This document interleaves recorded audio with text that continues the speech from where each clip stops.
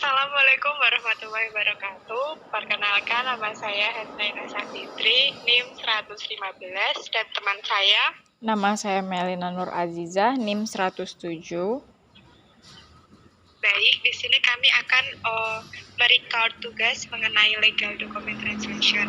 Dalam merecord tugas ini, kami bagi menjadi 2 sesi. Ya, sesi pertama, saya sebagai pembicara dan Melina sebagai penerjemah. Untuk teks yang pertama, saya ambil dari kutipan abstrak penelitian skripsi mengenai pariwisata. Baik, bisa dimulai. Abstrak. Sektor pariwisata merupakan salah satu sektor yang mampu meningkatkan penyerapan tenaga kerja dan pertumbuhan ekonomi. Saat ini, wisata halal mulai banyak diminati. Hal tersebut sejalan dengan peningkatan wisatawan muslim dari tahun ke tahun. Pengembangan pariwisata halal sudah mulai dilakukan oleh berbagai negara, baik negara muslim dan negara-negara non-muslim lainnya. Indonesia sebagai negara multibudaya dan multi-etnis tentunya terdapat permasalahan baru yang harus mengemukakan di mana tidak ditemukan hukum baik dalam Al-Quran maupun hadis. Seperti munculnya fenomena tuntutan masyarakat akan wisata halal di Indonesia. Tujuan dari penelitian ini adalah mendeskripsikan pariwisata halal di Indonesia, ditinjau dari Fatwa Majelis Ulama Indonesia dan peraturan pemerintahannya. Penelitian ini merupakan kajian konseptual yang menggunakan metode penelitian kepustakaan yang bersumber dari jurnal otoritatif, buku, dan dokumen, serta masih relevan dengan kajian pariwisata halal. Hasil penelitian menunjukkan bahwa banyaknya permintaan masyarakat untuk kunjungan wisata halal di Indonesia membutuhkan regulasi normatif dan positif. Perbedaannya hanya pada penggunaan istilah wisata syariah dalam fatwa, sedangkan isinya dalam perda menggunakan istilah wisata halal. Kata kunci, fatwa DSN MUI, peraturan daerah, dan wisata halal. The tourism sector is one of the sector capable of increasing employment and economic growth. Currently, halal tourism is starting to be in great demand. This is in line with the increase in Muslim tourists from year to year. The development of halal tourism has begun to be carried out by various countries, both Muslim and non-Muslim countries.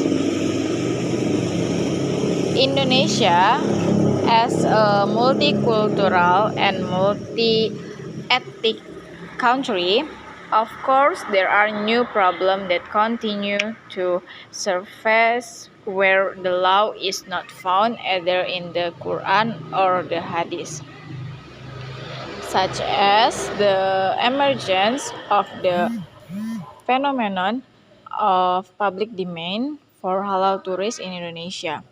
The purpose of this research is to describe halal tourism in Indonesia in terms of the Indonesian Council of Ulama Fatwa and the government regulation. This research is a conceptual review that uses literature research method sourced from authoritative journal, books, and documents, and is still relevant to the study of halal tourism. The results show that a large number of public requests for halal tourist visit in Indonesia in the need for normative and positive regulation regulated. The only difference is in the use of the term Sharia tourist in the fatwa, while the content in the regional regulation uses the term halal tourist. Untuk teks yang kedua, saya Melia Nur Azizah sebagai pembicara dan Hasna sebagai translator.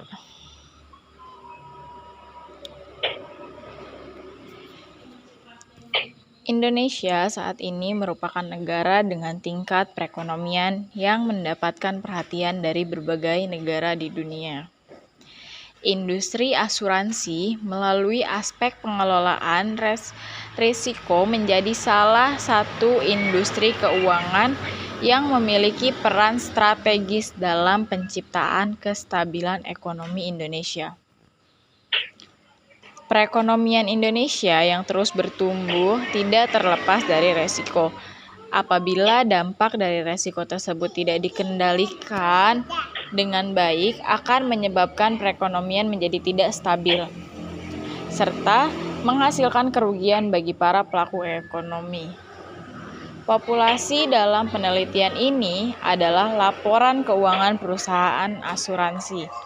Sedangkan sampel yang diambil dalam penelitian ini adalah laporan keuangan perusahaan yang diterbitkan oleh IDX dalam periode 5 tahun terakhir. Teknik samping yang digunakan dalam penelitian ini adalah purpose sampling, yaitu teknik sampling berdasarkan kriteria. Populasi dalam penelitian ini adalah perusahaan asuransi, baik asuransi konvensional maupun asuransi syariah. Hasil penelitian menunjukkan bahwa dari 10 asuransi yang menjadi sampel penelitian, tidak ada asuransi yang mencapai tingkat efisiensi, yaitu semua mengalami fluktuasi pada tahun 2013 sampai 2017. Indonesia is currently a country with a level that has received attention from various countries in the world. The financial industry is one of the financial industries that has a strategic role in supporting Indonesia's economic stability. The Indonesian economy, which continues to grow, is inseparable from risk, as is the case with finance will increase. And the population in the study is the financial statement of insurance companies, while the samples taken in this study are company financial report issues by the IDX in the last 3 years. The side technique used in this research is purposive sampling, namely the sampling technique based on the proposal. The population in this study is insurance companies, both conventional and Sharia insurance. The result of the study showed that there were no insurance companies out of 10 insurance that researched the level of inefficiency, all of which experienced fluctuation in 2013 and 2017. Baik, sekian dari kita.